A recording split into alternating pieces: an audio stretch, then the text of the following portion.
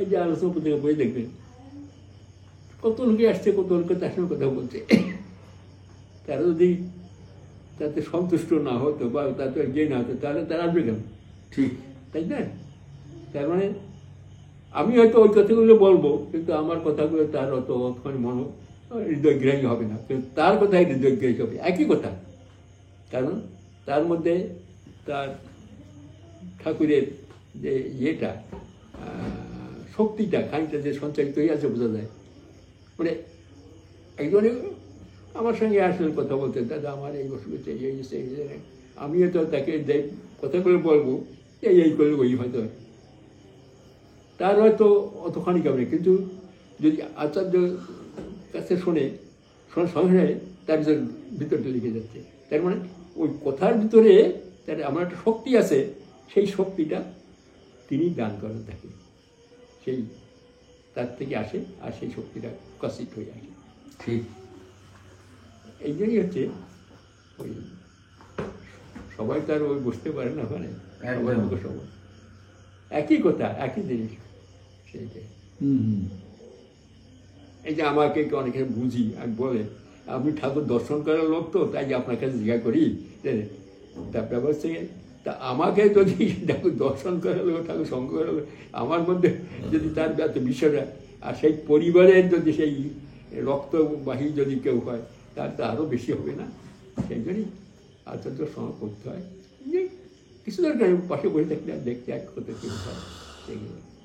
এই জন্য আর তীর্থস্থান যেতে হয়, সেই কারণ সেখানে তো এখনও জড়িয়ে আছে। তিনি এত বছর ধরে লীলা করেছেন, ওখানে তো 25 বছর, কত বছর নয় 25 বছর মতো ছিলেন না। 46 সালে আসছেন, 89-এ চলে গেছেন,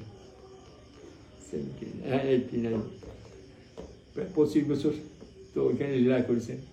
সুতরাং ওই ধুলোই বালায় গাছপালা সংজ্ঞাটা সব কিছুর মধ্যে জড়িয়ে আছেন, তার যেটা স্মৃতি, ঠিক সেদিন যেতে হয়, আশ্রমে যেতে হয়।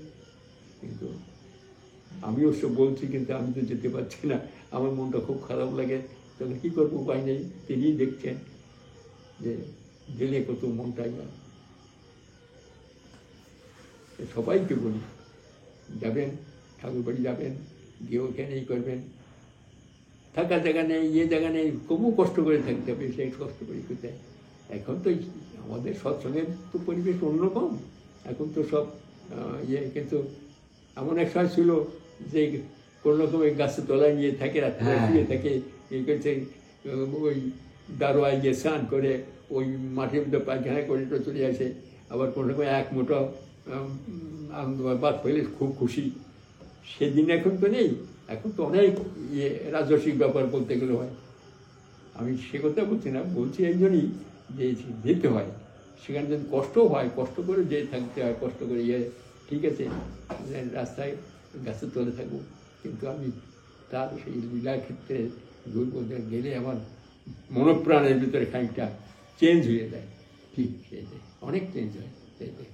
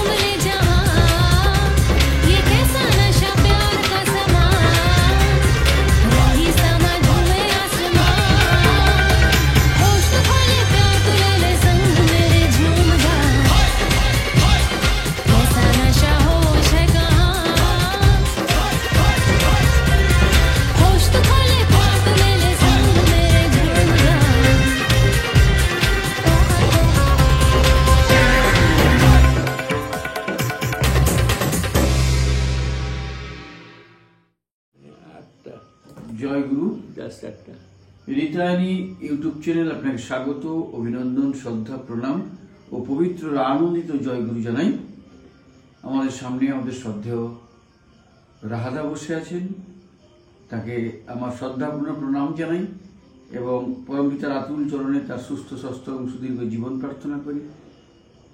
আমরা সরাসরি রাহাদার কাছে যাব। জয়গুরু রাহাদা, আপনার মুখ থেকে ঠাকুরের কথা শুনবো বা ইষ্ট প্রসঙ্গ শুনবো। দয়া করে যদি ঠাকুরের কথা কিছু বলেন।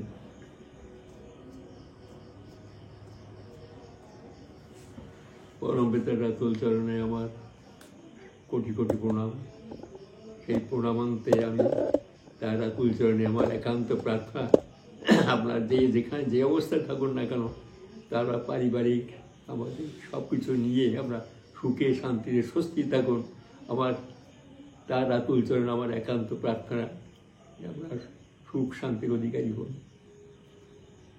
আমাকে বলতে বলছেন কারণ আমি নিজে বলি না যে আমার শরীর খারাপ, কারণ শরীর থাকলে তার তো থাকবে, নানা রকমের রোগ পীড়া থাকতেই পারে, একদম অঘটন ঘটতে পারে। যাই হোক, ছোটোখাটো একটা আমার শরীর পর্যন্ত চলে গেল, যাই হোক, তবে ওটার পরে আমি খুব গুরুত্ব দিই না। শরীর থাকলে থাকবেই, নানা রকমের ব্যাধি থাকতে পারে বা নানা রকমের তাই হয়তো দেখছেন এখন অসময় আমি এটা শীতের কাপড় পরে, কারণ একটু শরীরটা একটু গড়বড় হয়ে গেছে, সেটা স্বাভাবিক, তাই আর কি গায়ে দিয়েছি, কারণ বাইরে খুব ঠান্ডা লাগছে তো। আর আজ 2 দিন ধরে এখানকার ওয়েদারটা তো খুব খুব দারুণ ওয়েদার, খারাপ চলছে, আরও নাকি চলবে কয়েকদিন, সেইটাই। যাই হোক, আর আমি যে কোথায় আছি, কোন জায়গায় আছি, অনেকে জিজ্ঞা করে, হ্যাঁ কোথায় আছেন? আমি আছি গঙ্গাসাগরে। গঙ্গাসাগর সেখানে কী করেন আপনি? এই আর কি, কারণ আমার ঘর বাড়ি দুঘর এক জায়গায়, কোথায় কি আমার নিজস্ব বলে আর কিছু নেই তো, সবই তো ঠাকুরই, সব তিনি যেখানে যা রাখেন সেই অবস্থায় ভালো থাকি, সেইখানে থাকি, সেই অবস্থায় ভালো থাকি। আর সুখ শান্তি স্বস্তি নিজের মনের মধ্যে, কেমন জানি না, বয়স তো হয়েছে, যেতে তো হবে, একদিন যেতে হবে। তাই ভাবি ঘরে যখন বসে থাকি, আপনি যখন আসেন মাঝে মাঝে মনটা খুব উৎফুল্ল ওঠে। ঠাকুরের কথা তো আর এখন কোথাও সবসময় যেতেও পারি না, বা আমার পক্ষে সম্ভব হয় না, নানা কারণে হতে শরীরের পরে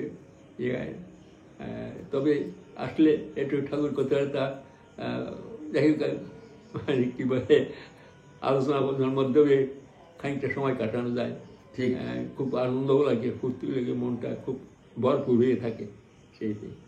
তো আপনি বলছেন ঠাকুরের কথা বলবো, মানে কোথাতে বলে কোথায় শেষ করছে সেও তো বুঝতে পারি না।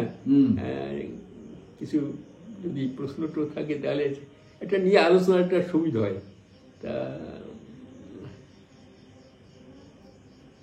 অনেক সময় রাত্রির বেলায় অনেকে ফোন টোন করে আমাকে, হ্যাঁ যাই হোক, ব্যক্তিগত তার থাকে বা থাকে, তা সেইগুলো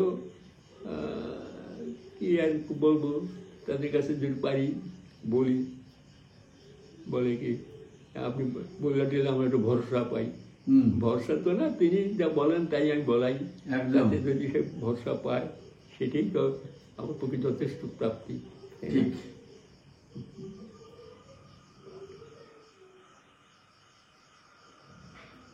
যে আলোচনা পত্রিকা দেখি, এইবারেও দেখলাম আলোচনা পত্রিকায় লেখাগুলো বেশিরভাগই মানে খুব বিদগ্ধজনের লেখা। আচ্ছা, বেশি দেখছি যে সব ডক্টরেট, অনেকেই দেখছি যে লেখা আগে, তেমন ডক্টরেট, খুব বিদগ্ধজনের লেখা। তাদের লেখাটাকে আবার দুজনের লেখা এত আছে, তা আমাদের সাধারণ লোকের, মানে মূর্খ লোকে বা সাধারণ লোকের বুঝতে বুঝতেও একটু অসুবিধা হচ্ছে, কারণ তার ভাষা বা তার ভাবধারা উচ্চাঙ্গের তো অনেক সময় সাধারণ লোকের কাছে, আমাদের কাছে হতো। সুতরাং আমি বলছি না, এটা আমার স্বাভাবিক। আলোচনা পত্রিকায় কিছু কিছু লেখা আমাদের সাধারণ লোকে যেমন লেখাটাকে সাধারণভাবে কথাবার্তা বলে, সাধারণ লোকে বুঝতে পারে। নাহলে আমি তো 2-1 জনের লেখা দেখছি, বিদগ্ধজন, তিনি খুব শিক্ষিত লোক, খুব লোক, বাড়ি ব্যক্তি লোক, সে বোঝা যাচ্ছে, কিন্তু তার ভাবধারা বা তার কথা, ভাষা টাষাগুলো এতখানি আমারও হৃদয়ঙ্গম করতে একটু একটু অসুবিধা হচ্ছে। আর বাংলা ভাষা সহজ সরলভাবে লিখলে আমার কাছে খুব ভালো হয়। আমার মতো সাধারণ লোকে বুঝতে সুবিধা হয়, কারণ এমন কেমন সব ভাষা, এমন সব ওয়ার্ডিং ইউজ করা আছে তার মধ্যে, সেই মানে টানে আমার বুঝে হই। কারণ আমার তো বিদ্যুৎ কম, তো আমরা তো অথবানিক আমরা করতে পারি না। কারণ ঠাকুরের তো তারা সত্যি তার লেখেন, তারা তো খুব জন। তাই শুধু বিদগ্ধ জনের জন্য লিখলে তো হবে না, আমাদের সাধারণ মানুষের জন্য কিছু লেখা টেখা আসে। আমার এটা আমি সাজেশন দিতে চাই আলোচনা পত্রিকার কর্তৃপক্ষের কাছে, কিছু কিছু লোকের যেন লেখা থাকে সাধারণ লোকে বুঝতে পারে। ঠিক, ওরা তো খুব শিক্ষিত লোক, খুব ভারী বিক্ষিত লোক, তো বোঝা যাচ্ছে। সে কারণ আর ঠাকুরকে কারণ দেখবেন যারা ঠাকুরকে অন্তত দর্শনও করেছেন, বা ঠাকুরকে নিয়ে চলা তো দূরে দর্শনও করেছেন, তাদেরও দেখবেন কথাবার্তাগুলো একটু সাধারণভাবে ওই আসে। কারণ আমরা তো সাধারণ মানুষ, তো আর সাধারণ মানুষকে যেতে হবে। যেমন এই যে ডিপি ওয়ার্ক যেটা করা হচ্ছে, এটা খুব দারুণ জিনিস। মানুষ যেখানে যে পড়ে আছে বা যারা পিছনে পড়ে আছে তাদের তুলে নেওয়া যাওয়া, এগুলো ধরুন এই ডিপি ওয়ার্ক করতে গেলে তো সাধারণ লোকেরও দরকার আছে। সাধারণভাবে তারা আলোচনা করে করে সেই লোকগুলোকে আবার পথে আনছে বা ইয়ে করছে। তাই কারণ এটা খুব মস্ত বড় জিনিস এটা। কারণ দীক্ষা তো প্রচুর হয়েছে, সেই দীক্ষা লয়ে দিকে হবে না, তো সেই লোকগুলো যা পড়ে আছে তাদেরও টেনে নেওয়া। ভগবান বুদ্ধ যখন এই সঙ্গশক্তি যেটাকে বলা হয়, সেটা হচ্ছে গিয়ে ভগবান বুদ্ধের থেকে ই হলো। বুদ্ধং শরণং গচ্ছামি, ধর্মং শরণং গচ্ছামি, সংঘং শরণং গচ্ছামি। ওই যে সঙ্গটা খুব বড় জিনিস, জানেন তো। বুদ্ধের সময় থেকে এই সঙ্গটা সৃষ্টি হয়েছে, এই সঙ্গ করে চলা। তিনি যখন প্রথম দীক্ষা দিলেন কয়েকজনকে, 5 জনকে দীক্ষা দিয়ে বললেন কে তোমার 5 জনে একসঙ্গে যে চলাচলা করবে, এবং কেউ কাউকে পিছনে পেয়ে দেন। তোমরা কেউ কেউ এগিয়ে যেত, সাধারণ ভদ্র এগিয়ে যেত, পিছন দিকে যে পড়ে আছে তাকে টেনে নিয়ে দিতে হবে তোমাদের। এই সঙ্গটাই তোমাদের দরকার। আবার সঙ্গে সৃষ্টি করলেন, কি করে সঙ্গটা কেমন হয়, কি করে হয়, প্রাবর্য দেওয়াটা হয়, সে নানা রকমের ইয়ে আছে বৌদ্ধ ধর্মের ভিতরে।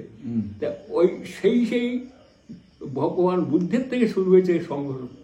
এই সঙ্গটা আগে ইন্ডিভিজুয়াল দীক্ষা টিক্ষা হতো, সাধন ভজন করতো, জঙ্গলে গিয়ে নাম ধ্যান সাধন ভজন করাটা কিন্তু ভগবান বুদ্ধ তিনি এই সঙ্গের ই করলেন।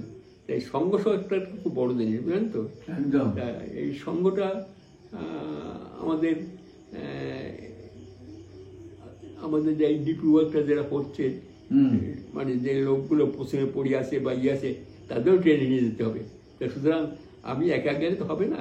তা আমি দেখছি সে দীক্ষা নিয়েছে, অথচ করে না, কিছু না, কিছুদিন করতে করতে যখন দেখে যাও রস পেয়ে যাবে, তখন সেই কিন্তু আবার দুনিয়ার লোকরে ট্রেনে নিতে পারবে।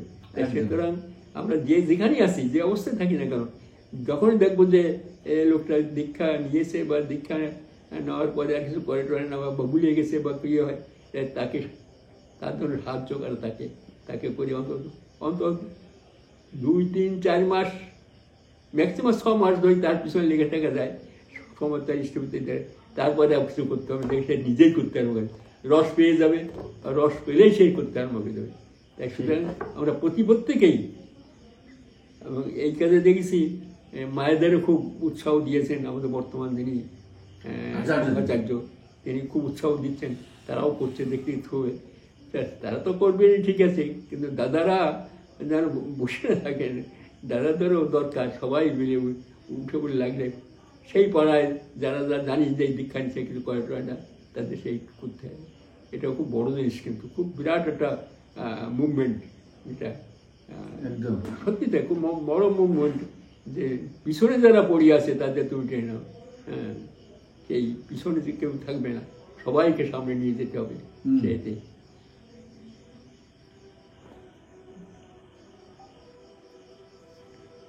ঠিক আছে জানেন, এই একটা আমেরিকান সাহেব এসছে, হুম একটা আমেরিকান সাহেব এসে কলকাতা শুনেছে, ঠাকুর কথা শুনেছে, শুনে টুয়ে চলে আসে দেওঘরে। দেওঘরে এসে ঠাকুরকে দিয়ে দেখে ঠাকুর কী করলেন, আমাদের শিক্ষিত লোক অশিক্ষিত লোক, ঠাকুরের ভক্ত যারা তাদের কাছে তাদের যে একটা কথা বা দুটো কথায়, আর যারা তথাকথিত শিক্ষা লেখা নিয়ে নিয়ে বই টই পড়ে টই ঠাকুরকে বুঝতে চেষ্টা করে, তাদের কিন্তু আলাদা। একদম। তা আমাদের আশ্রমে নামটা বলে গেলাম, এই মাত্র নাম মনে ছিল। তা বেশি লেখাপড়া যায় না, কিন্তু খুব বড় ভক্ত, ভক্ত অত্যন্ত ভক্ত। সেই ঠাকুর সারা বলছে না, সেই পাবনার থেকে অনেক দিন ধরে তারা আসে গায়ে। হ্যাঁ, তফাদার টাইটেল, তফাদার না কি জানি, আচ্ছা নাম ভুলে যাচ্ছে, সংস্কৃত খুব কমে গেছে। তা ভালো ভাষাও তার নেই। আচ্ছা, কেমন জানেন তো, অত্যন্ত তার সম্বন্ধে বলছি। তা তিনি এই ঠাকুরবাড়ি কাজ টাজ করেন, এটা ওটা করেন, বাগান টাগান করেন, এটা করেন ওটা করেন, ঠাকুরের ফাই ফরমাস করেন, জল এনে দেন, ই করেন, জল তো সেই জল স্নান টান করেন, এই আর কি সবসময় করে টারে। হ্যাঁ, খগেন কি জানি, তা ভাষা টাষাও ওই রকম। অশিক্ষিত লোক, তথাকথিত অশিক্ষিত লোক, তারা ওই ভাষা টাষা ওই দেশি ভাষা কথাটা এইটা করে। তা ঠাকুর এসছে, ঠাকুর কথা শুনেছে, এসে আমেরিকান সাহেব ঘুরে ফিরে বলছে কি এরকম ঠাকুর কথা কিছু জানতে চাই। হ্যাঁ, সেখানে অনেক বড় বিদগ্ধ লোক আছে, শিক্ষিত লোক, আমেরিকান সাহেবের সঙ্গে কথা বলতে পারে, ইংরেজি বলতে হবে, বিয়ে করতে হবে। তা না বলে খগেন তপনদারকে বলছে, ওর কাছে শোনেন যান, ও কবে, ও কবে কবে, সবাই মানে কারণ তুচ্ছ জ্ঞান মনে গেছে, ও কি করবে, ওর সঙ্গে সাহেব সঙ্গে কথা বলবে। ও এক সময় তার কথা বলে রেখে এরকম ইয়ে ছিল, পাবনা থাকাকালীন কয়েকজন আমেরিকান সাহেব টাইপ এসছে, তারা বিশ্ববিজ্ঞান কেন্দ্রে থাকে, তাদের থাকা টাকা খাওয়া টাওয়া সব কিছু ওই জোগাড় টোয়ার করে দেয়, নিয়ে যায়, স্নান করানো সব ইয়ে দেয় সাহেবদের, ওই খগের তবদের দায়িত্ব পড়ছে। তা কয়েকদিন থাকতে থাকতে ওদের খাতে রয়ে গেছে। একদিন বলছে যে সাহেব মানে হাউস গার্ডম্যান না স্পন্সার কাকে বলছে, আই নিড ইউ, মানে ইংরেজি বলছে আই নিড ইউ, মানে আজ আমাদের বাড়িতে তোমার খাওয়া দান নিমন্ত্রণ। তা আই নিড ইউ ভয় পেয়ে গেছে, আই নিড ইউ শুনিছে ইন্ডিয়াতে কোন কোন সম্প্রদায়ের লোক আছে তারা মানুষ খায়, আই নিড ইউ, ওর কাছে যাচ্ছে না। তারপরে সবাই একজনে কিরে, না না ওর ওর সঙ্গে আমার কোথাও যাবো টাবো না, না না কেন কি বলছে আই নিড ইউ। হ্যাঁ, এই কারণে বলে তা না, ওর বাড়িতে নিমন্ত্রণ করে খাওয়াতে চাই একদিন। হ্যাঁ, তাই ওই ইংরেজি ওইরকম ইংরেজি বলে আই নিড ইউ। তা এহেন লোককে ঠাকুর বলে পরে দেওঘরে বলছে যে এরকম ও ও বলবে, ওর কাছে যাও, ও যাচল করে দেবে। গেছে, তা ওই ইয়েতে যেখানে ঠাকুর সমাধি আছে, ফুল বাগানে ফুল গাছ টাছ করছে, সে সাহেবরা গেছে, গিয়ে বলছে আচ্ছা, সাহেবরা বলছে মানে ভাঙা ভাঙা ইংরেজি, ভাঙা ভাঙা বাংলায় বলছে, আচ্ছা পরম পুরুষ পুরুষোত্তমরা ঘুরে ফিরে এই ভারতবর্ষে কেন আসে?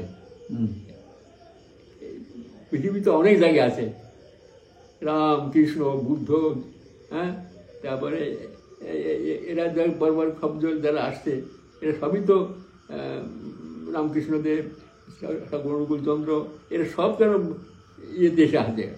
হ্যাঁ, এই ভারতবর্ষের কেন হয়? অন্য কোনো পৃথিবীতে আরও কত জায়গা আছে, সেটা তারা কত যায় না কেন? হ্যাঁ,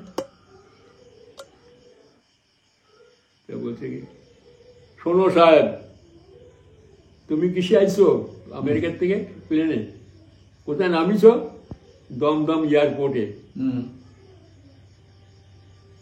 তারপর কি করে আসলে? গাড়ি করে এখানে আসলাম।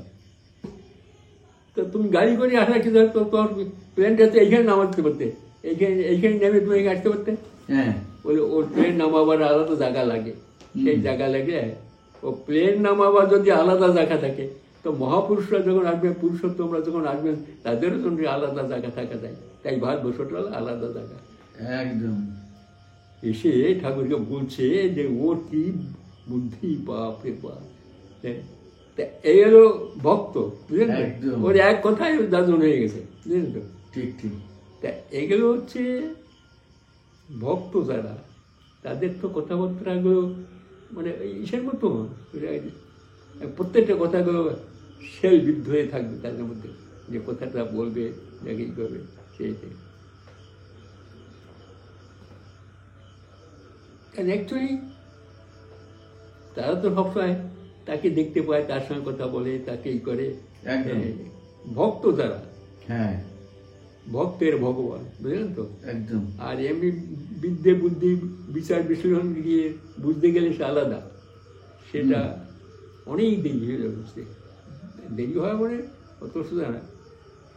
যেমন ঠাকুরের এত এত বইপত্র আছে, এদেরকে পড়তে হয়, সঙ্গে সঙ্গে সাধন ভজনও করা চাই, না হয়তো উপলব্ধি করতে পারবেন না। উপলব্ধি করার জন্য এইগুলো হচ্ছে নাম ধ্যান সাধন ভজনটা যা যা আছে তা করতে হয়। এগুলো শুধু এই যে কর্ম করবে। ঠাকুরকে জিজ্ঞাসা, ঠাকুর আমি যদি সাধন ভজন না করি, শুধু তো আপনার কাজ করি, কাজ করবে তো সেই কাজটা ঠিক মতো হবে কি হবে না সেটা তুমি কী করে বুঝবে? তোমাকে ওই নাম ধ্যান সাধন ভজন হলে সূক্ষ্ম বোধ, বিশেষ বিবরণ সব আসবে, তখন তুমি কাজটা সূক্ষ্মভাবে করতে পারবে। তুমি নাম ধ্যান সাধন ভজন নেই, ভাবলে ঠিক আছে আমার এতগুলো টাকা আছে, টাকা দিয়ে কি আচ্ছা এখানে একটা মন্দির করে দিই, ঠাকুরের মন্দির, দেখি মন্দির করে দিন, দেখা গেল সেই মন্দিরে লোকজন আসে না। আর নাম গান সাধন ভজন করার পর তুমি চিন্তা করতে যে এখানে যে করবো, আসলে তো লোক নেই, এই মন্দিরটা রক্ষা করে বলবে কে? সে বোধটা তোমার এসে যাবে। সেদিন যে কোনো কর্ম, ইষ্টকর্মই করা লাগে, সেজন্য সাধন ভজনটা খুব বড় দরকার। দিব্য দৃষ্টি খুলে যায়, কি করবো কি করবো না, কি করা দরকার। এই জন্য নাম ধ্যান সাধন ভজনটা খুব বড় দরকার। অন্তত রোজ এই কিছু না, এই যে আমাকে অনেক সময় বলে যে, অনেকে ফোন করে বলে তুমি রোজ খাও দাও, চলো ফেরো, রাস্তাঘাটে চলাফেরা করো, তো এমন কাজকর্ম করতে হবে, তাই সেই সময় তো একটু মনে মনে করতে করতে দিতে পারো।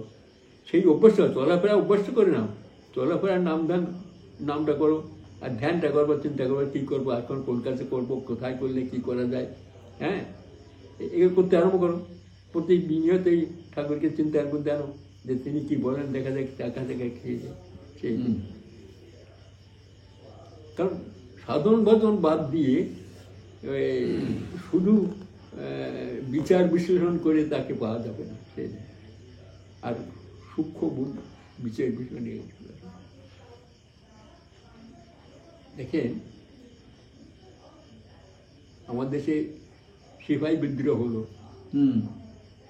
সিপাহী বিদ্রোহ হলে তো তখন তো আমরা ইতিহাস পড়েছেন, তখন ইস্ট ইন্ডিয়া কোম্পানির রাজত্ব, গভর্নর জেনারেল যে আসবেন, এখন এই দেশে আর কেউ আসতে চায় না, আচ্ছা গেলে মেরে দেবে, মানে সিপাহী বিদ্রোহের পর থেকে এর সৃষ্টি হলো।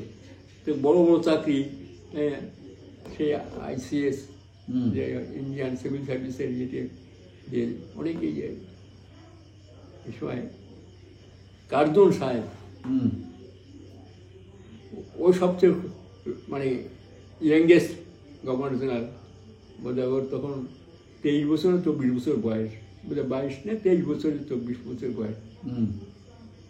তখন ওর মা নেই, ওর বাবা আছে। ওর বাবা পার্লামেন্টের মেম্বার, ব্রিটিশ পার্লামেন্টের মেম্বার।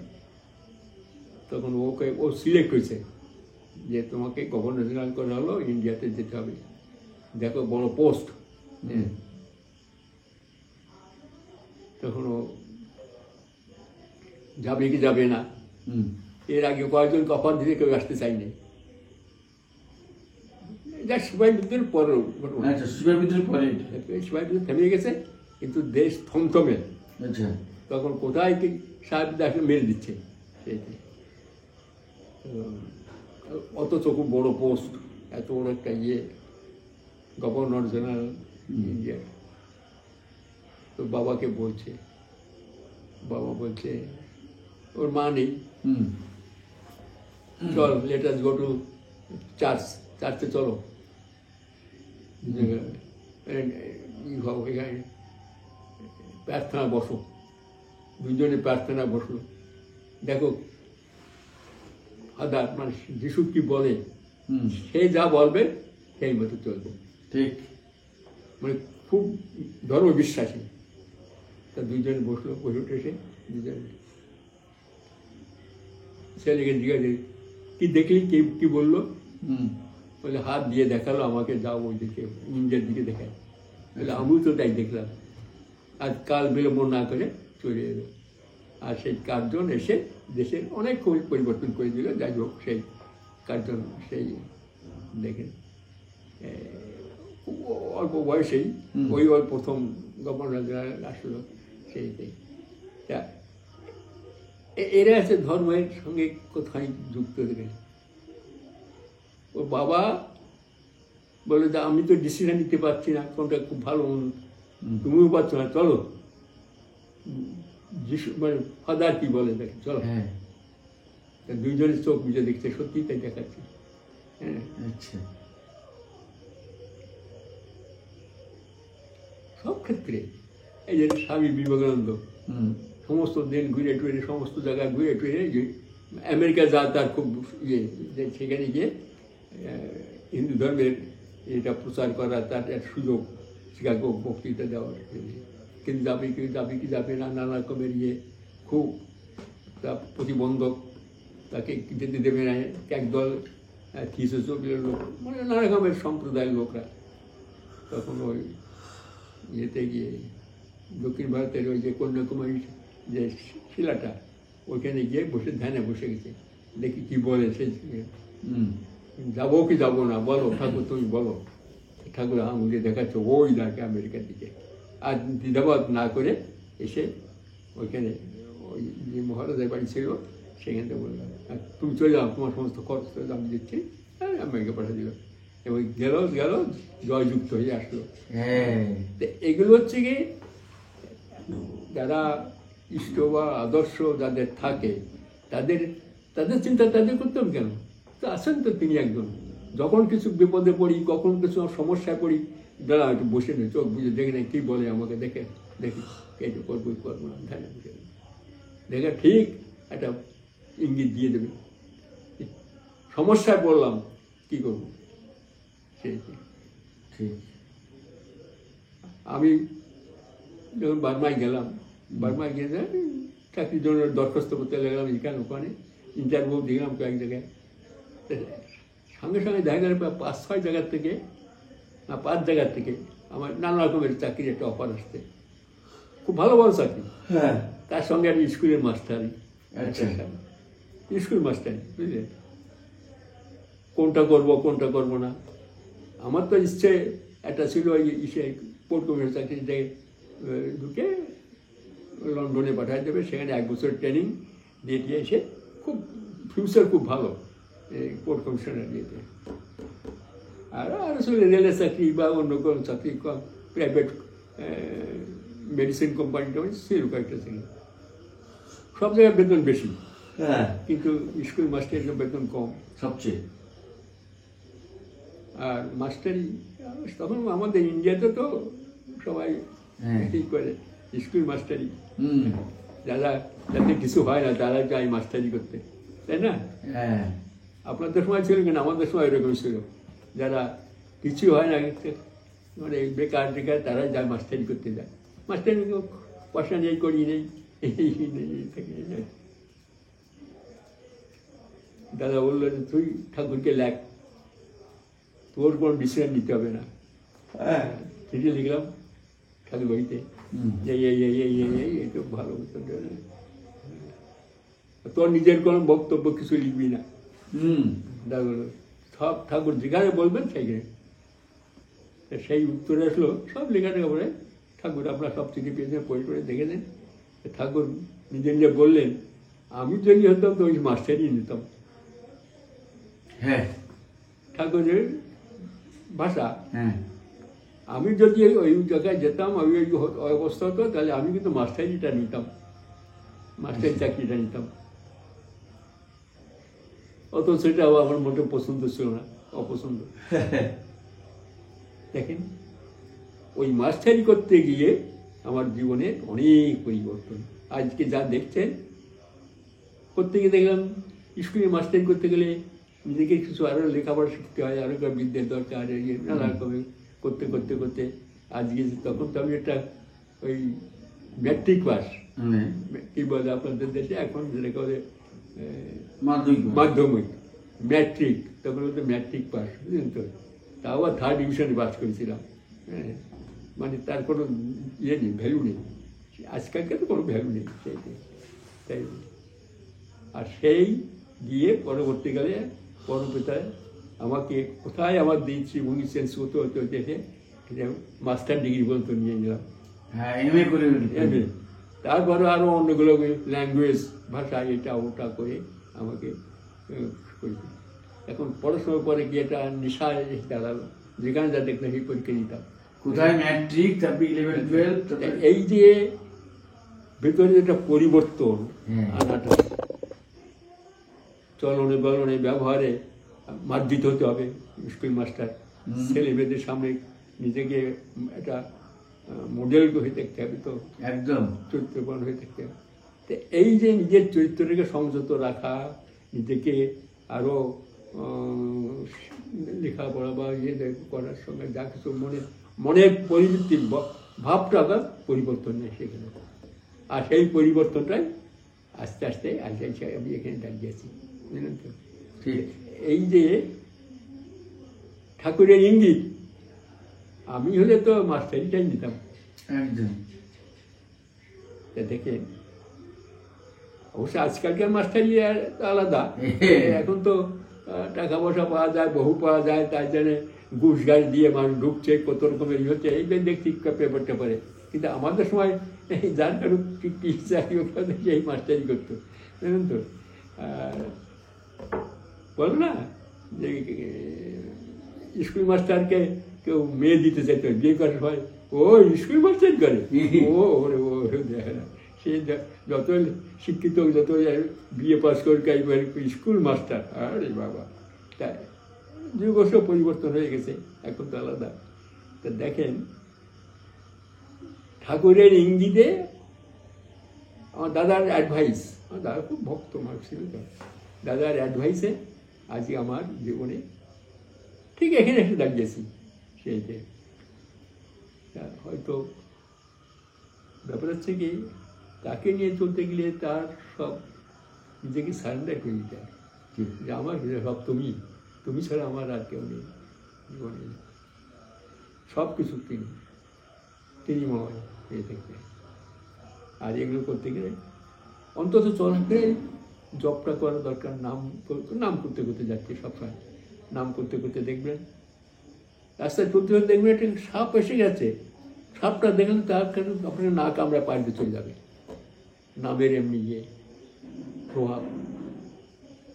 ঠিক এই জন্যই সকলকে বলি, যারা আমাকে রাত্রিবেলা সব ফোন টোন করে গেলে নাম করেন না, নাম করলে আপনার সমস্যা আপনি দূর হয়ে যাবে, আপনার সমস্যা আপনি পেয়ে যাবেন, আপনি ডিসিশন আপনি নিতে পারবেন, কারো সাহায্য না লাগে না। একদম কী করবো, কোথায় যাবো, খুব নাম করেন, কাম করতে করতে করতে যা হয় তিনি করেছেন। হয়তো আপাতত সেটা আপনার পছন্দ হলো না, মনোপুত হলো না, কিন্তু কিছুদিন পরে বা কিছু সময় পরে দেখবেন আরে বাবা তাই তো, তিনি করেছিলেন, তাই করেছিলাম, আজকে পরম পিতা করি। একদম একদম।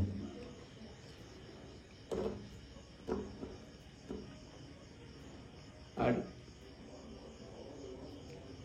ঠাকুরের পুঁথি পুস্তক আছে, বিশেষ করে ঠাকুরের যে আলোচনা প্রসঙ্গ 22 খণ্ড আছে, এই যে মানুষ কিছু পড়ে, সাধারণ লোকের কথাবার্তা, সাধারণ লোকের সাধারণ আলোচনা হয়েছে, সাধারণ লোকের প্রশ্ন হচ্ছে, কত রকমের প্রশ্ন আছে ওই যতগুলো বই মধ্যে। মন রাখবে, একটা লোক ও পড়তে হয়, রোজ পড়লে অনেক কিছু জানা যাবে, অনেক কিছু। কেউ তো পড়ে টোনা না। আমাদের সবচেয়ে সৎসঙ্গ জগতে এটা হচ্ছে যে ঠাকুরের এত বড় পুস্তক একটু পড়তে হয়। এই যে সৎসঙ্গে একটা গান স্পিরিট টাইপের সৎসঙ্গ হয়, কেমন যেমন ঠাকুরের বই পড়ে দেখেছি, সব মোটামুটি সব সৎসঙ্গে দেখি ওই সত্য অনুসরণে একটু পাঠ করলো, তারপর একজনকে বলে তুমি একটু কি বলে নারী নীতি পড়তে বলে একজনকে, আর চলার সাথী, এই তিনখানা বইয়ের এটা একটু পাঠ করলো, হয়ে গেল। তাই নিয়ে যেটা আলোচনা করবো তাও না, হয়ে গেল, ওই পাঠ হয়ে গেল, এইবার গান করে ঠিক আছে। স্টিরিও টাইপের, মানে কী হলো, সে যে কী পড়লো, কোথায় গেল, কে পড়াটা কী হলো। তো ঠাকুরের ভাবাদর্শ জানতে হলে নিজেকে সাধারণ জায়গায় তেমনি অধ্যয়ন অধ্যাপনাও দরকার আছে। নিজে যেমন পাঠ করি, সেই পাঠ করে আর একজনকে সেটিকে তার কাছে সেটাকে বিশেষ আলোচনা করতে হয়। তাই তো অধ্যয়ন অধ্যাপনা দুটোই বড় জিনিস। একদম, মানে এগুলো আমার ব্যক্তিগত জীবনের কথা আমি বলি, মানে ঠিক ঠিক তো, কারণ এগুলো তো হয়তো অনেকে ভাবতে পারেন যে কি এই বসে বউ করেন। কারণ সত্যি কথা বলতে কি, আমি অবশ্য নিজে কী করি না, চোখ বুঝলে আমি তো ঠাকুরকেই দেখতে পাই। কারণ 25 বছর ধরে যে ঠাকুর সঙ্গ করেছে তো, আর যখন ঠাকুরকে দেখতে পাই না তখন মনটা এদিকে ছটফট করে না, আবার চেষ্টা করি, ঠিক আছে ঠাকুরকে ওই জায়গায় দেখেছিলাম, ওই কথা বলছিলাম, ঠাকুর ওই কথা বলছে, ঠাকুর আমাকে এই বলছিলেন, ওই লোকটাকে ওই বলছিল, ওই লোকটাকে ওই, এইসব সিনে সব ভেসে আসে আমার সামনে, সেইটাই। তো এইগুলো নাম ধ্যান করতে করতে ওইগুলো বেশি আসে। অবশ্য এখন তো বেশিরভাগ লোকেরই, বেশিরভাগ না, প্রায় মুষ্টিময় কয়েকজন লোক হয়তো আছে যারা ঠাকুরকে নিয়ে চলেছে বা বেশি আছে, আর যারা দর্শনও করেছে সামান্য কিছু লোক, শুধু বাকি লোকগুলো তো তার দেখি নেই। তাই তবুও আচার্য পরম্পরা তাদের মধ্যে কিছু ভাবটা থেকে যাচ্ছে। তারা তো তাদের নিয়ে কালচার করে, তো করতে করতে তাদের মধ্যেও কিছুটা সেই চলা বলা ব্যবহারটা, সেই জন্য আচার্যর সঙ্গ করতে হয়। ঠিক করতে বলে সেখানে গিয়ে কিন্তু বসতে হয়, নিজের কোনো প্রশ্ন থাকুক না থাকুক, কত লোকের কত প্রশ্ন করছে শুনতে হয়, সেগুলো তিনি কীভাবে করেন, ডিসিশান নিচ্ছেন কী করেন। আমি হলে ওই ডিসিশান দিতাম না, দেখা যায় তার ডিসিশানটা সে অ্যাকসেপ্ট করে নিয়ে যাচ্ছে। হ্যাঁ, তার মানে তার মধ্যে ঠাকুরের কিছু শক্তি তো সঞ্চারিত হচ্ছে, যার জন্য তার কথায় সে খুশি হয়ে চলে যাচ্ছে, তাই তো? একদম। এই যে আলোচনা থেকে বই দেখবেন, কত লোকে আসছে, কত লোকে তার সঙ্গে কথা বলছে, তারা যদি তাতে সন্তুষ্ট না হতো বা তাতে ইয়ে না হতো, তাহলে তারা আসবে কেন? ঠিক, তাই না? তার মানে আমি হয়তো ওই কথাগুলো বলবো, কিন্তু আমার কথাগুলো তার অতক্ষণ হৃদয়গ্রাহী হবে না, কিন্তু তার কথাই হৃদয়গ্রাহী হবে, একই কথা। কারণ তার মধ্যে তার ঠাকুরের যে ইয়েটা, শক্তিটা খানিকটা যে সঞ্চারিত হয়ে আছে বোঝা যায়। মানে একজনে আমার সঙ্গে আসলে কথা বলতে, দাদা আমার এই অসুখ হচ্ছে, এই আমি হয়তো তাকে যে কথাগুলো বলবো এই করলে ওই হয়তো তার হয়তো অতখানি কেমন, কিন্তু যদি আচার্য কাছে শোনে সঙ্গে তার ভিতরটা লিখে যাচ্ছে। তার মানে ওই কথার ভিতরে তার আমার একটা শক্তি আছে, সেই শক্তিটা তিনি দান করেন তাকে, সেই তার থেকে আসে, আর সেই শক্তিটা প্রকাশিত হয়ে আসে। ঠিক, এই জন্যই হচ্ছে ওই সবাই তো আর ওই বসতে পারে না ওখানে, সবার একদম। মুখে সবার একই কথা, একই জিনিস। সেইটাই এই যে আমাকে অনেকে বুঝি, আমি বলে আমি ঠাকুর দর্শন করার লোক তো, তাই আপনার কাছে জিজ্ঞাসা করি। তারপরে হচ্ছে তা আমাকে যদি ঠাকুর দর্শন করার লোক, ঠাকুর সঙ্গ করার লোক, আমার মধ্যে যদি তার এত বিষয়টা, আর সেই পরিবারের যদি সেই রক্তবাহী যদি কেউ হয়, তার তো আরও বেশি হবে না। সেই জন্যই আচার্যর সঙ্গে করতে হয়, যে কিছু দরকার পাশে বসে থাকলে আর দেখতে এক করতে কেউ হয় সেগুলো। এই জন্য আর তীর্থস্থান যেতে হয়, এই কারণ সেখানে তো এখনও জড়িয়ে আছে। তিনি এত বছর ধরে লীলা করেছেন, ওখানে তো 25 বছর, কত বছর নয় 25 বছর মতো ছিলেন না। 46 সালে আসছেন, 89-এ চলে গেছেন। 89 প্রায় 25 বছর তো ওইখানে লীলা করেছেন। সুতরাং ওই ধুলোই বালায় গাছপালা সংজ্ঞাটা সব কিছুর মধ্যে জড়িয়ে আছেন, তার যেটা স্মৃতি, সেই জন্য যেতে হয়, আশ্রমে যেতে হয়। কিন্তু আমি অবশ্য বলছি, কিন্তু আমি তো যেতে পারছি না, আমার মনটা খুব খারাপ লাগে। তখন কী করবো, উপায় নেই। তিনিই দেখছেন যে গেলে কত মনটা যায়। সবাইকে বলি, যাবেন ঠাকুর বাড়ি যাবেন, গিয়ে ওখানেই করবেন। থাকার জায়গা নেই, জায়গা নেই, কবু কষ্ট করে থাকতে হবে, সেই কষ্ট করে কোথায়। এখন তো আমাদের সৎসঙ্গের তো পরিবেশ অন্যরকম, এখন তো সব কিন্তু এমন এক সময় ছিল যে কোনো রকম ওই গাছের তলায় নিয়ে থাকে, রাত্রে শুয়ে থাকে, এই করছে, ওই দারোয়ায় গিয়ে স্নান করে ওই মাঠের মধ্যে পায়খানা করে চলে আসে। আবার কোনো রকম এক মোটা বাদ পেলে খুব খুশি। সেদিন এখন তো নেই, এখন তো অনেক রাজস্বিক ব্যাপার বলতে গেলে হয়। আমি সে কথা বলছি না, বলছি এই জন্যই যে যেতে হয়। সেখানে যদি কষ্ট হয়, কষ্ট করে যেয়ে থাকতে হয়, কষ্ট করে ঠিক আছে রাস্তায় গাছের তলে থাকবো, কিন্তু আমি তার সেই লীলা ক্ষেত্রে গেলে আমার মনোপ্রাণের ভিতরে খানিকটা চেঞ্জ হয়ে যায়। ঠিক সেইটাই, অনেক চেঞ্জ হয় সেইটাই। মানে আমি তো একতরফা বলছি, বলেন না কিছু আপনি। হ্যাঁ, আমরা শুনছি তো, আমাদের আমি শুনছি কেমন চলা উচিত আমাদের, কিভাবে আমি বলছি না, মানে এগুলো তো আমার তো কি বলবো, কোথায় কি বলবো, যেগুলোই বলছেন সেগুলোই অমূল্য। অমূল্য তো কোথাও না, কথা হচ্ছে ধরুন আমি আর কতদিন আসি বা কোথায় কিছু জানবার যদি থাকে, হ্যাঁ, সেইগুলো আমার জন্য জানা আছে আমি বলে দেবো। কথা বলছি, কেউ কিছু বলেন না থেকে জানার জন্য যে আমি তো ঠাকুর দর্শন করেছি, ঠাকুর সঙ্গও করেছি, সেও তো 25 বছর। তাই দর্শন সবটুকু তো আমি জানি না, তবে আমার সামনে বা আমাকে নিয়ে যেটুকু হয়েছে বা সেইটুকু আমি বলতে পারবো। সেইটা সেটা তো ঠিক। আমার কি বলেছেন, আমি কোথায় আমাকে যদি জিজ্ঞেস করতে বললেন, আমার তো সেই একটাই কথা, যে আমাদের মানুষের মধ্যে ত্রিতাপ, জ্বালা, দুঃখ, কষ্ট বিভিন্ন রকম, সে পারিবারিক হোক, অর্থকষ্ট হোক, সেটা কাটবে কি করে? এই জ্বালা যন্ত্রণা দূর করার জন্যই তিনি। হ্যাঁ, আর যার জ্বালা যন্ত্রণা কিছু নেই, তার তো দরকার নেই, তা সে বুঝবেও না। জ্বালা যন্ত্রণা আছে বলেই তাকে বোঝা যাচ্ছে, জানা যাচ্ছে, বুঝলেন। আর ওইটা যদি না খেলতো তাকে কিছুই বুঝতাম না। কাটতেই চাইছে না, অভাব, অনটন, কষ্ট মোটেই কাটতে চাইছে না। এই তো মানে আমি এগোতে পারছি না। আমার চারিদিকে আর্থিক, মানসিক, তারপরে সাংসারিক সব দিক থেকে জ্বালাই আমাকে একদম পিছিয়ে ধরবে। সেই সময় হচ্ছে যে আমাকে সাধন ভজনের সময় করে নাম করো করতে করতে করতে করতে করতে করতে যখন সবাই ঘুমিয়ে পড়বে, তখন বিছানায় বসে বসে এইটু করলাম, ছেলের জন্য এই করলাম, ছেলের কথা শোনে না, বোর জন্য এই করলাম, পারিপার্শ্বিকের জন্য করলাম, ওই পাওনা আলাপ তাকে নির্দিষ্ট বলে তাকে বুঝতে পারছি না, ওই এই করছে করছে চারিদিকটা আমাকে জানে করছে, অথচ আমি তো খেটেই যাচ্ছি। ঠাকুর তুমি বলে দাও আমি কি করবো, আমার তো আর ভয় নেই। বসে নাম করছি,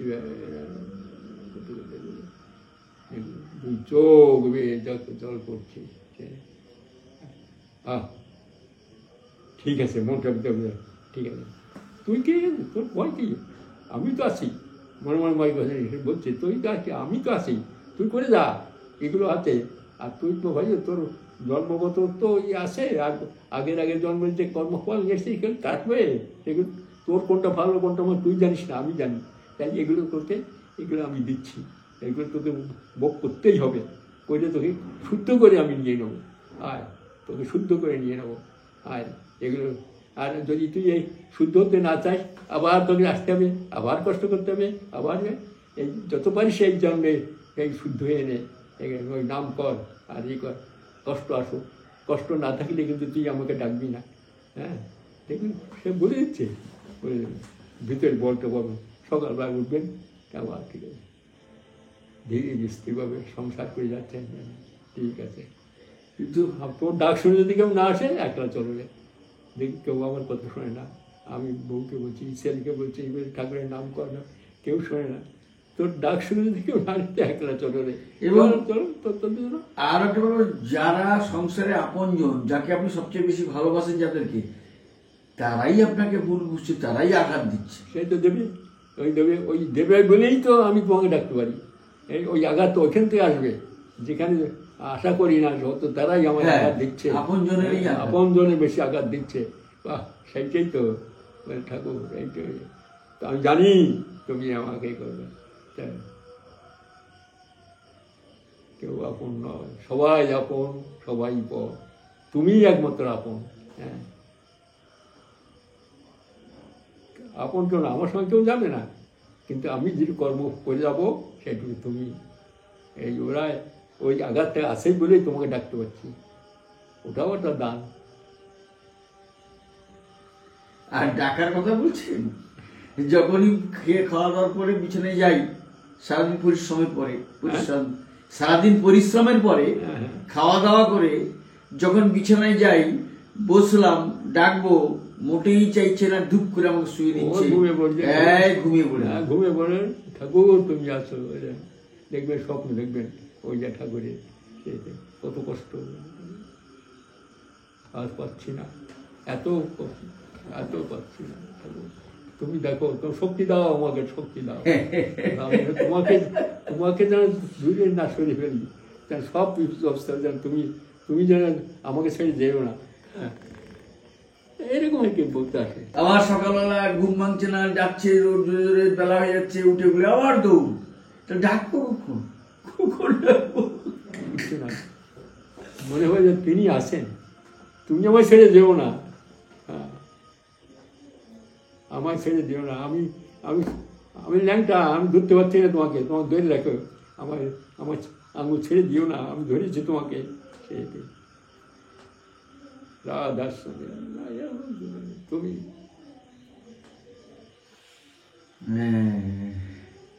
বড় মধুর তখন, এত কষ্ট, এত দুঃখ, এত জ্বালা যন্ত্রণার মধ্যেও ভিতরে নাকি একটা স্বস্তি দেয়, তুমি আসো, এটা তো তুমি আসো একদম, যার নেই যা হচ্ছে আমি জানি, তুমি আসো। কিন্তু আর আমার এই অবস্থার মতো যদি আরো কেউ থাকে, তার যদি কেউ না থাকে, তার কি অবস্থা, সেই বিচার করবেন। আর যে আমি ভাগ্যবান যে তুমি আমার কাছে আসো, মনের বল, হ্যাঁ মনে বল, যারা নেই ঠিক এই অবস্থায়, তার আদর্শ কাউকে ধরা নেই, তা সে কি করছে, ওর দুঃখ কষ্ট তার জন্য, তাই না? সে কালী, দুর্গা, শিব এরকম ডাকছে।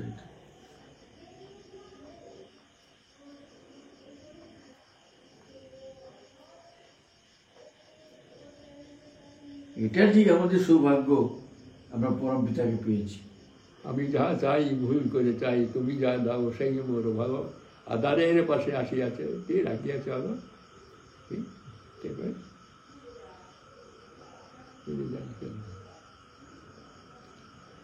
আমি যা চাই ভুল করে চাই, তুমি যা দাও সেই মোর ভালো, আধারের পাশে রাখিয়াছে আলো,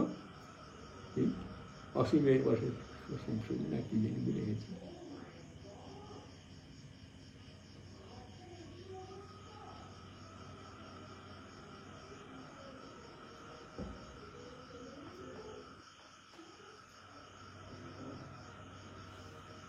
অসীমের পথে সসীমে তুমি বাজাও আপন সুর,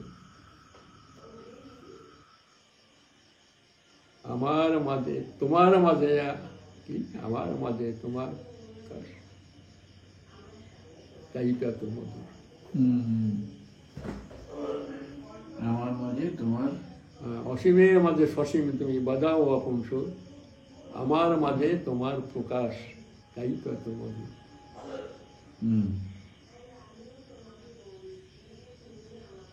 আমি আমার মতো চলবো না তো, আমাকে দেখি না লোকে বুঝতে পারে যে ঠাকুরের লোক।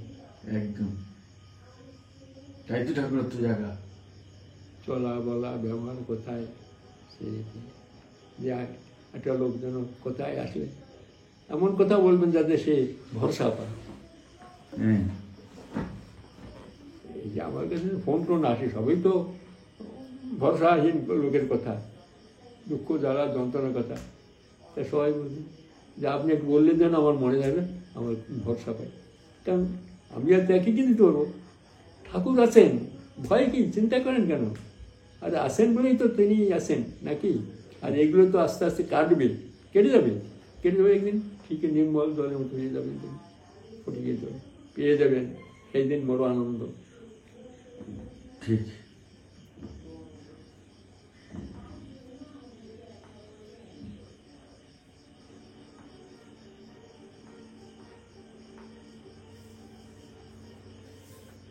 বলেন সৎসঙ্গে তো দান, কত প্রশ্ন থাকে লোকের, কি করে সৎসঙ্গে কোনো প্রশ্ন উত্তর হয় না, কেউ প্রশ্ন করে না। না বরং তার জায়গাতে হয়, বলতে হয় যে কেন দেখা যায়নি, মন্দিরে কেন আসনি, তোমার ইষ্টবিধি কতদিন জমা পড়েনি, এইসব চলে।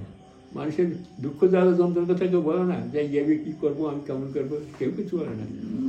সৎসঙ্গে অভাব কষ্ট বা বলে কিছু, সেই কথা বলবে, সেগুলো কি করে সমস্যা করে, সেগুলো আবার সুযোগও পায় না।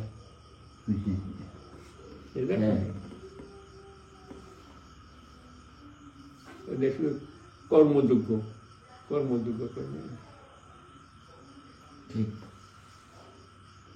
আসলে বলার সুযোগও পায় না কেউ। হ্যাঁ, 2 ঘন্টার মধ্যে 2 ঘন্টার মধ্যে শেষ করতে হয় গান কীর্তন আলোচনা, এরকম পরিস্থিতি।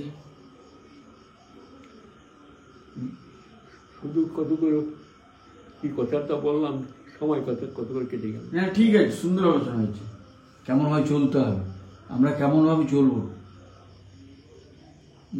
প্রায় 1 ঘন্টা তো চলতে। হ্যাঁ হয়ে গেছে, 48 মিনিট হয়ে গেছে। 48 মিনিট, ঠিক আছে, অসুবিধা কিছু নেই। ও দীপক যদি আসে আজ, তাহলে সেদিন একটা আসবে, আমি ফোন করবো, চলে আসবে। দেখো ওকে, ওরা অস্ট্রেলিয়া কি করছে, কি কাজ সে বলবে, তো শোনা যাবে। কারণ এই তো ওদের উৎসব হলো কয়েকদিন আগে। আচ্ছা, হ্যাঁ পারতে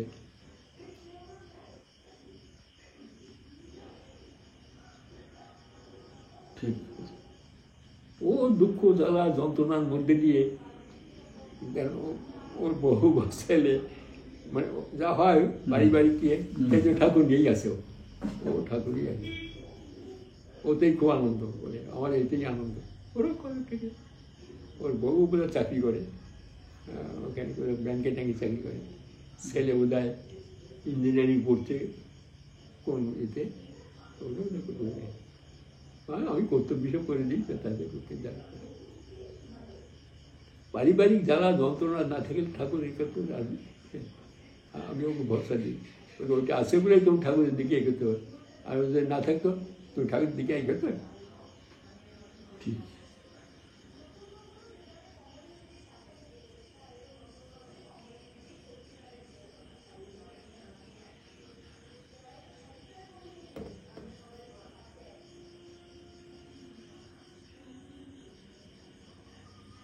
ডাক্তার সঙ্গে ইয়ে হয়, লন্ডনের ডাক্তার, হ্যাঁ হ্যাঁ, ওটা উনি আপনার খোঁজ খবর নিলেন কেমন আছেন, দিয়ে এখন লন্ডনে আছেন, এবং আপনার লন্ডনে আছেন এখনো, আপনার খোঁজ খবর নিলেন, আপনি কেমন আছেন কি আছেন, প্রণাম জানালেন, আপনাকে জানাতে বললেন, আপনার ভালো মন্দ খবর নিলেন, এবং এও বললেন যে আমি এখন ইন্ডিয়াতে যাইনি, লন্ডনে আছি, ইন্ডিয়াতে গেলে আমি দেখা করে আসবো।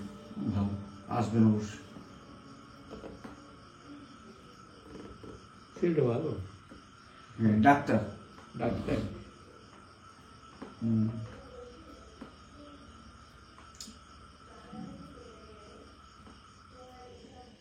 ওদের কি টাইটেল দিল, ওরা ব্রাহ্মণ নাকি না পড়তে না কি হবে বলছিল? ব্রহ্ম, কিটা ব্রহ্ম বলছে।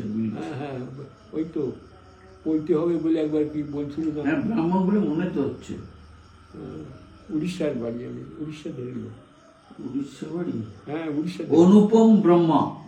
ব্রহ্মা, ব্রহ্ম কি ব্রহ্মা এরকম? যাই হোক, ডাক্তার অনুপম ব্রহ্মা বোধ হয় ব্রাহ্মণ বোধ হয়। হুম। কি বলছিল সেটা পড়তে হবে বলে একবার যাবো দেখি বলছিল। ওই তো তিনি বলছেন Joyguru, well all are fine, hope you and your family to doing well by grace of Shri Shri Thakur, please pleased to hear about Rahada, kindly convey my regards and Joyguru. ঠিক আছে, ভালোই আছে তার দয়া। একদম ঠাকুরের জন্য প্রার্থনা করি তোমাদের কাছে। তারপরে আবার বলেছে thank you, take good care of yourself and your family, our regards and জয়গুরু টু রাহাদা।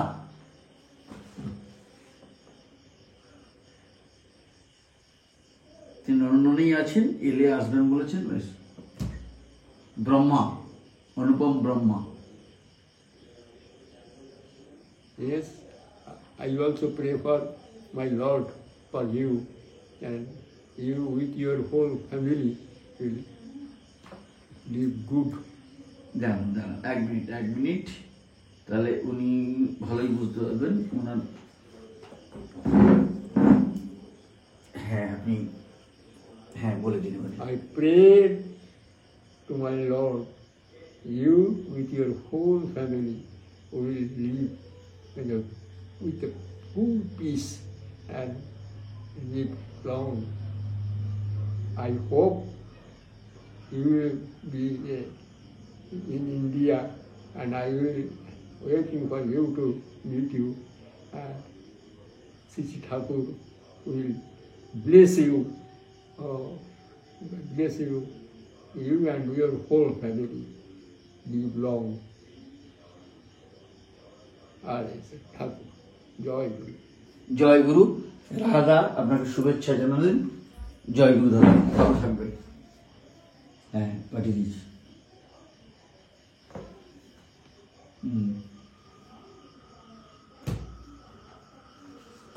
ঠিক আছে, তাহলে আজকে এখানে এসে গেই। হ্যাঁ জয় গুরু। পরম পিতা যারা বিদেশে আছে বা ইয়ে আছে সকলকের জন্য আমি প্রার্থনা করি, সবাই সুখে শান্তি থাকেন, থাকবেনও। আমার খুব বিশ্বাস, বিশ্বাস মানে আমার এই বিশ্বাস অটুট বিশ্বাস, কারণ তিনি আছেন, তিনি সবাইকে সুখে রাখেন। পরম পিতারা তুলসীরা সকলে মঙ্গল কামনা করি, সব সুখ শান্তি স্বস্তি দিকে। জয় গুরু। জয় গুরু। জয় গুরু। খুব ভালো লাগলো আজকের আলোচনাটা। সম্পূর্ণ আমরা কেমন চলবো, কেমন থাকবো, সেই পরম পিতার আতুল চরণে আপনার শ্রীবৃদ্ধি এবং সুস্থ সুদীর্ঘ জীবন প্রার্থনা করি। সুস্থ থাকুন, দীর্ঘদিন থাকুন, এইভাবে যেন আপনারা এইভাবে আমাদের বিপদে আপদে ভালোতে মন্দতে যেন আপনার এই ইষ্ট প্রসঙ্গ পেয়ে আমরা উজ্জীবিত হই, অনুপ্রাণিত হই, ঠাকুরকে মাথায় নিয়ে চলতে পারি, এই প্রার্থনা করি। জয় গুরু। বন্দে পুরুষোত্তম। বন্দে পুরুষোত্তম।